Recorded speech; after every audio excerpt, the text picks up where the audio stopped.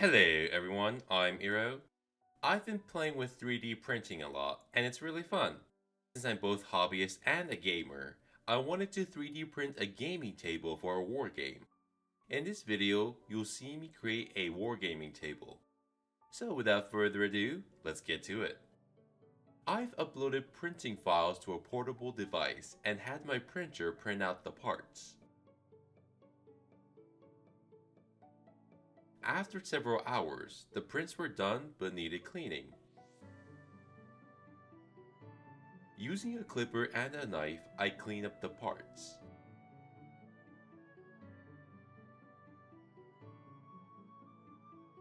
Before I recorded this video, I did a test space and thought it could have some trees.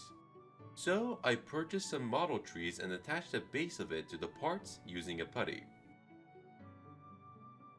When everything was done, the parts were primed in black and other colored spray cans were used to paint the parts.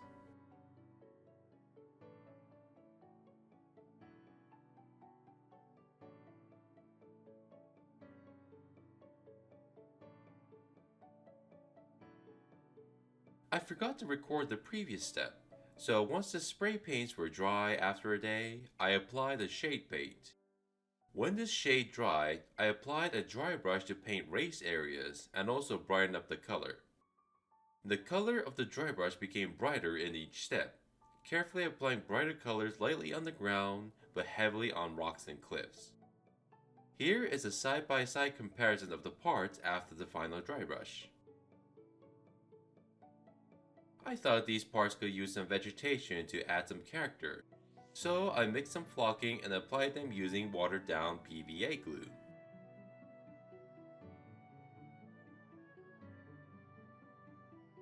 Here is another side-by-side comparison, and I really like the added vegetation. The parts that added the trees were done a little differently.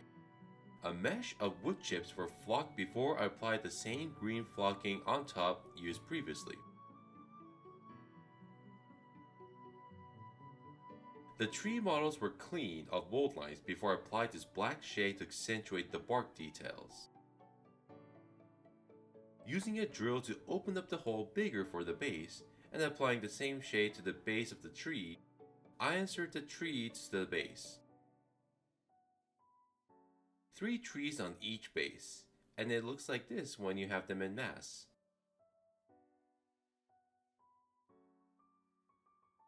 When everything was done, the parts were sealed with Krylon's matte finish.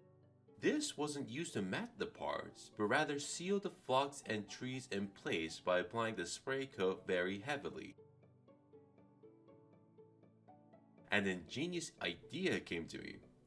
The board game product was advertised to be modular, but I was not willing to print the connectors and other stuff too since I didn't want to wait another month to print the entire thing. So, I used magnets.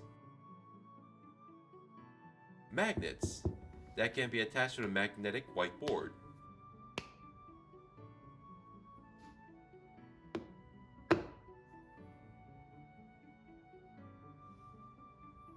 Now I had a modular gaming table. And well, here is what the board looks like after printing and finishing the rest of it.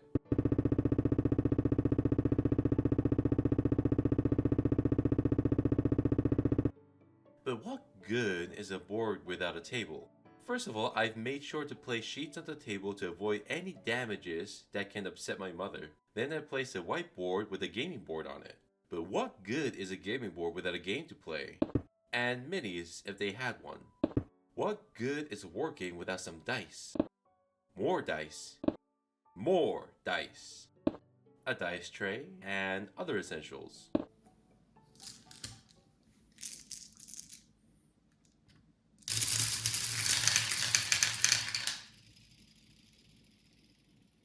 Perfection. What did you guys think? If I'm truthful, then I will say it's much cheaper to use styrofoams than wooden boards for a gaming table. Much faster to make since it took me a month to print everything I needed.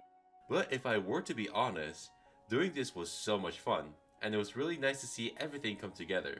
Overall, I hope this project would inspire many of you to try something even if it might not be efficient. Thank you so much for your time, everyone, and have a wonderful day.